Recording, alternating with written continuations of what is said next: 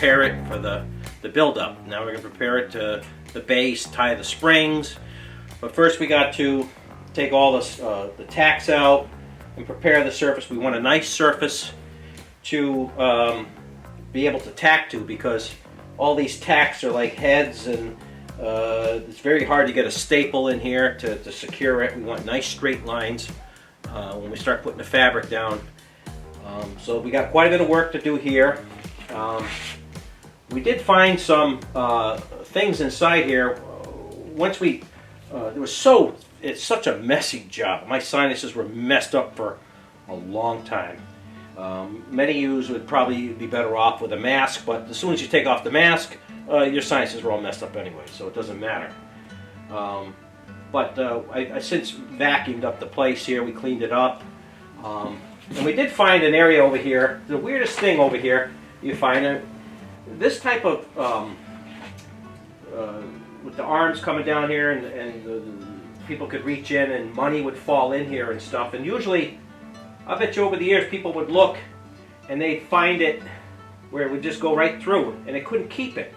But lo and behold, what do we have right here after we vacuumed it up? We have what appears to be a coin, and we're going to take that out. We're going to see what it is and what age it is. It could be a determining factor. Tell us a little bit about how old it is. But it can happen anytime in history. It's like it wedged in there.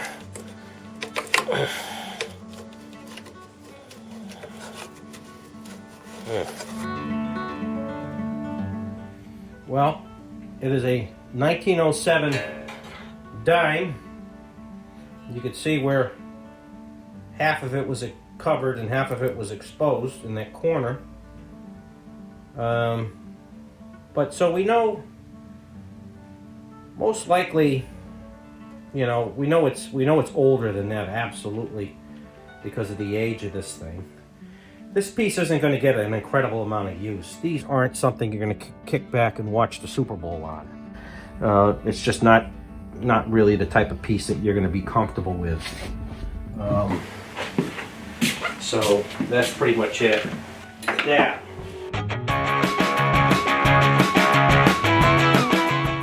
So we're still preparing the frame here to be to have the nails put in to hold the spring twine. It's a lot of mess right there. We have just old fabric and old lining and so on.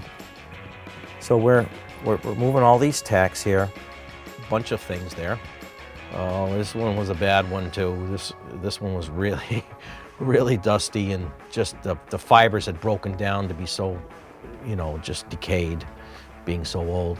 I guarantee that some kid jumped on it 150 years ago, and it survived, because it was made very well. Preparation is everything in reupholstering a piece of furniture here. So we have to take this stuff out and prepare it. And this is where the work is, the dusty work. Now we're doing the back over here right now, doing the same thing that we did on the front rail. And we don't want to put a spring nail on top of another nail, removing all the old tacks where holding a little piece of fabric in its place, and trying to find any sort of little bits and pieces of information on the piece. And I can tell you this, that's a saw blade, because a bandsaw would be much thinner than that. That was a blade. You can see the rough cut nature of that. We're making progress on this thing, and this is all, remember, from where we are right now, from where we started, is only just a few hours. But it's labor intensive. I'm faster than the regular people that have never done it before. And it's time consuming, because you can't particularly tip this piece of furniture in the forward, because what you have is the finished wood pieces, and then could scratch the wood. So you'd be better off, the wisest thing to do would be to work on your knee and to get that at, lower spots this way rather than moving it all around. So we are continuing preparing the frame here, removing all this, and with my homemade mallet that I made 25 years ago from a piece of maple wood and a chair rung that's never failed me once.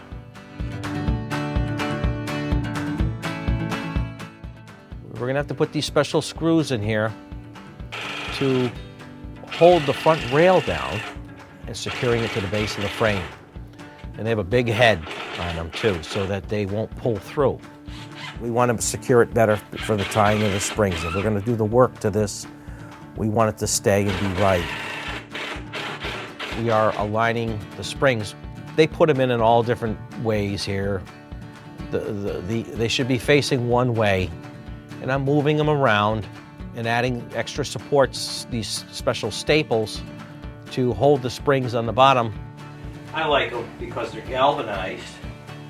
And galvanized especially helps with the punky wood on these pieces that we're pulling out. See, the spring wants to do this. You can see it's not being secured very well. Because we don't want that spring to kick out sideways. We want it to be the spring to work up and down. It won't work good sideways or anything like that. So it wouldn't be uncomfortable too. You'd feel the edge of the spring. Now, a lot of other pieces, when you see them, the antique pieces, they'll have a jute bottom. And over the years, it would have been long decayed, and those springs would have been on the floor. But this one has, these pieces were typically like that, or made with this board under the springs. That's the way they were.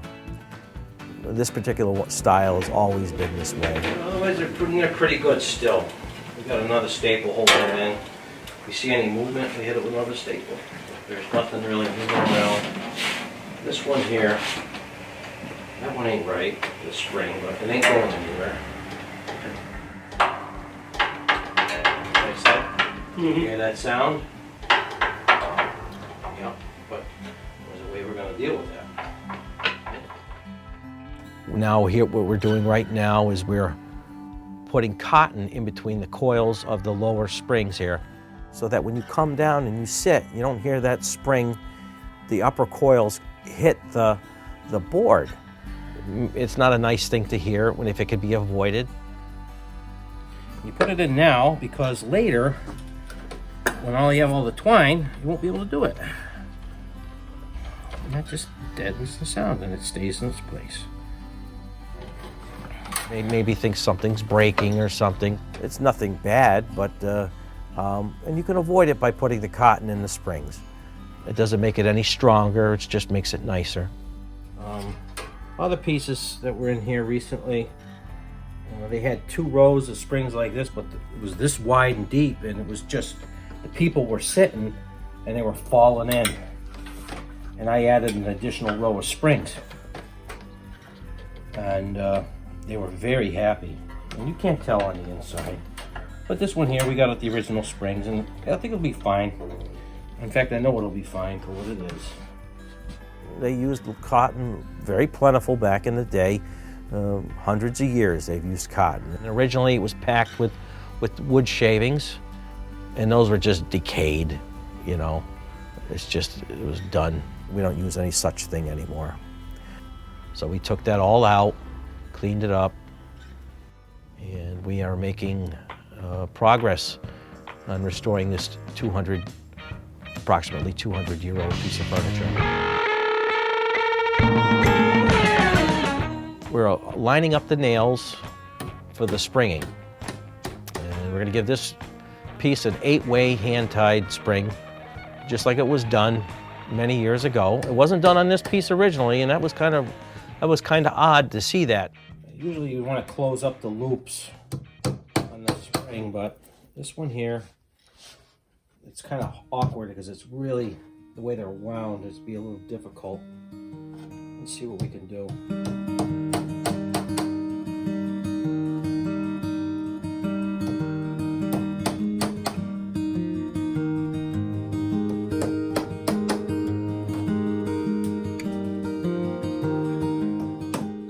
The spring nails are specific to the trade. They are chrome plated, and they're a heavier nail that resembles a roofing nail.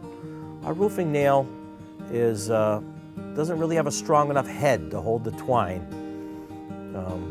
So we position those each in front of the springs. We're tying the main twine, this is called right now. And we are positioning them. We want the springs straight up and down, so that the spring works best when it's straight up and down. You don't want to have a spring on it sideways or crooked, because it just won't work properly. It'll lay down, it won't have the support. And that's front to back, and then it's secured and nailed. We are positioning the height. We don't want it too high, and we don't want it too low. We want a nice little arch to it. We don't want it to be totally flat. Some guys out there will tie springs very, very, very tight, and there'll be no crown. It just don't look right to me. So we want to have a nice little crown, not too crazy. And also making way for the padding that's going to go on the top of that. This is, compared to what originally was on here, which I feel was incorrect, having the springs tied down like this makes a much better type of seating surface here. Practical. I mean, having a spring up there, it looked like a jack-in-the-box, the spring. I noticed over here some cracks in the wood. The wood works over the years. It twists. It's still almost alive in a way. And it splits, it twists, gaps open up, and so on. And we use the hot wood glue on that, and it does great. In just a few minutes, I'm ready to be able to work again and not be stopped by that. As in the old days, you'd have to have regular wood glue, and you'd have to put it on the side till tomorrow.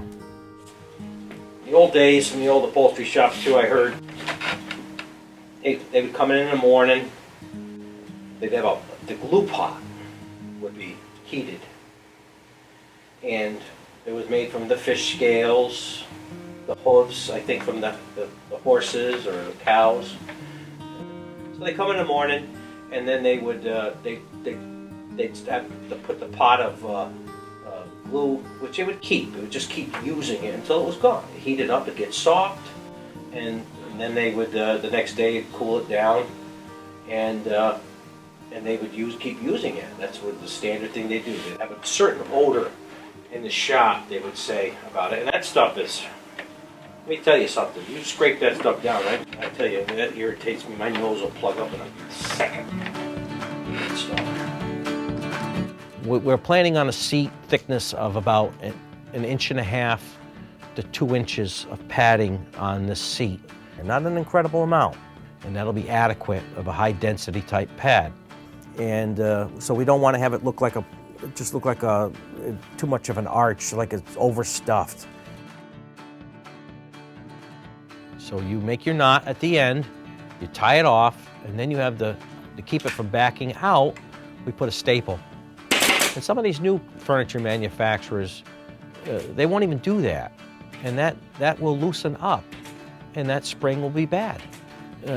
Something has the potential to last hundreds of years done properly, and their stuff is failing within a year or two. And I had regional managers from furniture manufacturers come out and visit me, and they're asking me what's going on with their pieces. And I'd have to tell them, you didn't make a knot at the end of when you sprung out your pieces of furniture. I cut the spring twine, the excess off. You're trying to make it tidy. You only have 4 ways. 1, 2, 3, 4.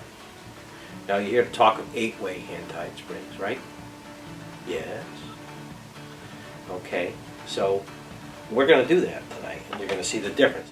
Now here, I'm showing off a little bit how fast I could be when I do this, which you don't really do spring twine every single day always. Sometimes there's a little run where you're not doing it for a little while, and then there's a bunch of pieces that come and they have to be done, and you're doing it a lot, and your hands will pay the price with blisters, and your back is sore and your feet are sore, because you're leaning over everything all the time, working on it. And I'm inspecting here the heights of the springs and any sort of imperfection or that might exist. When you 8-way hand tie a spring, we're going to go diagonally. You want that twine to go straight, so where that twine is going to end up, it's going to end up diagonally, and there's going to be another nail waiting for it. We're going to go 1 way diagonally right now, and that is to secure the spring much better. It also keeps the filling, burlap and stuff from falling through the spring. So it's holding it up. And then we're going to go the alternate way, tying off the springs to finish the job. And there'll be 8 knots on each spring, and that it was what they call an 8-way hand-tied spring. A 4-way tie would have been a very cheap, fast way to do it, but we don't do that type of work here. This does exist today, but it's on your high-end pieces of furniture. You're not going to be able to go into a low-end furniture store today and to buy something like this. This was pretty much standards of the industry up until probably 1940. And as the frames got cheaper, they were wafer board, particle board, you know, oak.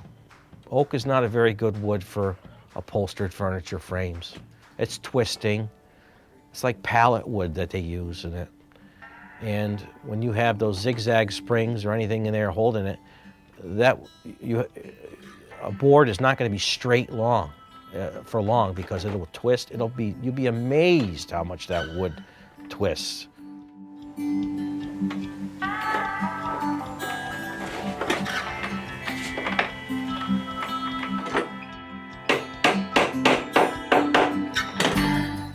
this area here. Now we see where I tested it, I sensed it, that it wasn't going to hold. Now I don't want to put something in and have it come out, me pulling on it. Because over time, a spring will tug on it. When you sit on it, you get up, that spring's gonna push up and pull that spring nail out if it's not in there good. And that makes it very, very strong. It makes it makes the piece overall strong too, because it pulls the frame together too. It makes the piece integrated and much stronger overall. And when you sit, a spring that doesn't have any compression on it, it's like I said, it's like a jack in the box earlier. You know, it just sits, it kind of pops up and just springs and jumps around. But when you tie it down, you have a lot of tension. And then you go to sit on that, it'll support you. And that's what's important, and that's what we're looking for.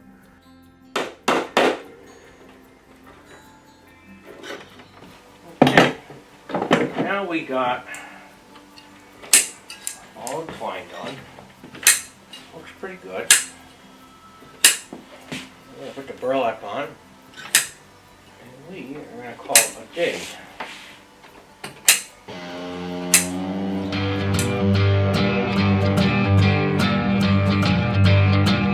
We're going to put burlap over the springs.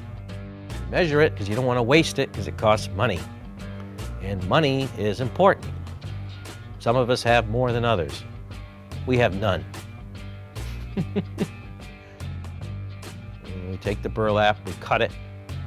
And the burlap usually comes in about 32 inches width.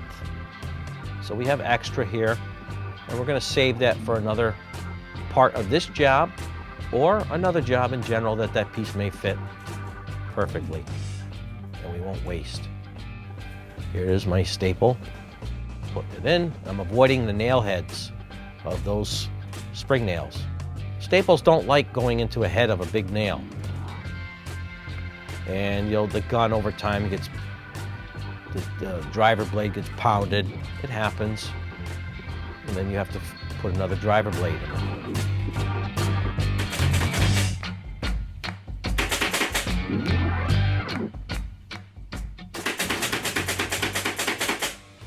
If you remember when we took it apart, they had no twine holding it whatsoever. I'm assuming that they were having a problem. For whatever reason, I do not know why they would opt for that. I would assume that they know how to tie a spring. But they just had this burlap holding it down. They had 2 layers of it, and they sewed the tops of them. That would keep, the burlap would keep the spring from going like this underneath. It would just roll on its side, and it would never work right. Now, they may not have had any twine. Maybe there was a shortage of that. Who knows? You don't know what the reason was, and I'm sure there's a story to that. we will never know.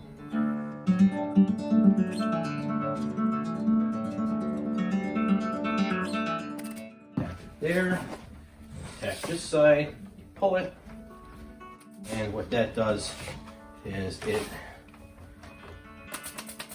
holds it in place. You want to pull it tight, crazy tight, but much difference holding the springs down or nothing. But I'm not stapling the top of the spring heads. I just know pretty much where they are. You learn when you do it long enough. You can kind of see a little bit through there. Earlier on, when we took it apart, we had seen where the burlap, where it came from, perhaps that it was a shipping bag, but we saw the address in Dayville, Connecticut. So the odds are this piece was made in Connecticut, extremely highly probable, and it was probably a scrap piece that was, burlap was used over the top of this. So we're stapling it down right now here. And I guess we should write our name in there too, and what show this was done. We may do that, we shall see. And we're doing folding it over so it doesn't pull, gives it more strength on the edges. And if you don't do this, it will ravel. It'll tear away. So we don't want that. But that looks like a real nice job. I'm very critical of my work. And it's nice and flat. We're gonna measure it. And I'm checking right here the level of the springs, that they all pretty much touch, very close. And see how it pretty much hits on every spring there. You got a little bit. I pointed to one that's just a tiny, tiny bit. That's nothing. And that's a good job. That's what you want. You don't want lumps and bumps when you do that. Because when you put the padding on over the top of that, it'll push, that spring has the potential to push out the top, and it'll be an uneven seat, and you'll be pulling your hair out of your head, trying to remedy the situation. People can learn a little bit about this, and you know how things are done. It's not such a, you know, they'll know a little bit more than their neighbor now as far as how furniture is made, especially the old ways. So, you know, I think that we're going to have fun, and everybody's going to have fun with this, and we don't mind doing it. So, okay, we're signing off for tonight's work here. Good night, everybody.